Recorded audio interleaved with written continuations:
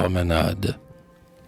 S'il m'arrive un matin et par un beau soleil de me sentir léger et dispo au réveil, et si, pour mieux jouir des chants et de moi-même, de bonne heure je sors pour le sentier que j'aime, rasant le petit mur jusqu'au coin hasardeux, sans qu'un fâcheux m'ait dit « Mon cher, allons tous deux. » Lorsque sous la colline, au creux de la prairie, je puis errer enfin, tout à ma rêverie, comme loin des frelons une abeille à son miel, et que je suis bien seul en face d'un beau ciel.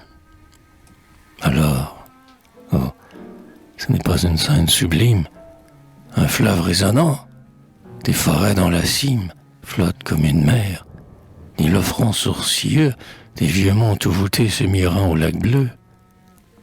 Laissons Châteaubriand, loin des traces profanes, à 20 ans s'élancer en d'immenses savanes, un bâton à la main, et ne rien demander que d'entendre la foudre en longs éclats gronder, ou mugir le lion dans les forêts superbes, ou sonner le serpent du fond des hautes herbes.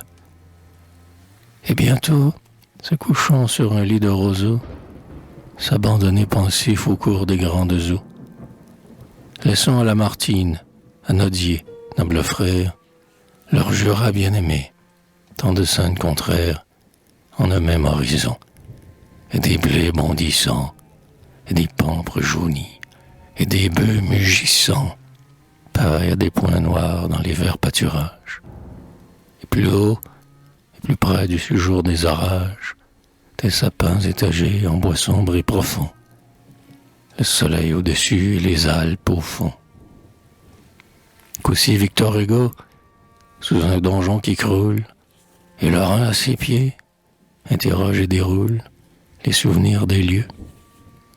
Quelle puissante main posa la tour carrée au plein cintre romain, ou quel doigt messie ses longs fuseaux de pierre, comme fait son fuseau de lin la filandière. Que du fleuve qui passe, il écoute les voix, et que le grand vieillard lui parle d'autrefois. Bien, il faut l'aigle au mont, le géant l'abîme, au sublime spectacle un spectateur sublime.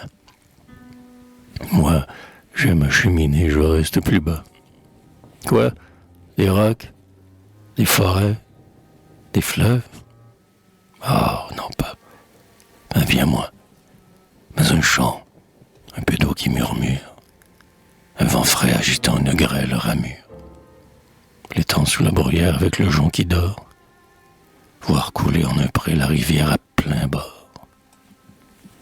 Quelques jeunes arbres au loin, dans un air immobile, découpant sur l'azur son feuillage débile, à travers l'épaisseur d'une herbe qui reluit, quelques sentiers poudreux qui rampent et qui s'enfuient. Aussi, levant les yeux, j'ai cru voir disparaître, au détour d'une haie, un pied blanc qui fait naître, tout d'un coup en mon âme un long roman d'amour. C'est assez de bonheur, c'est assez pour un jour.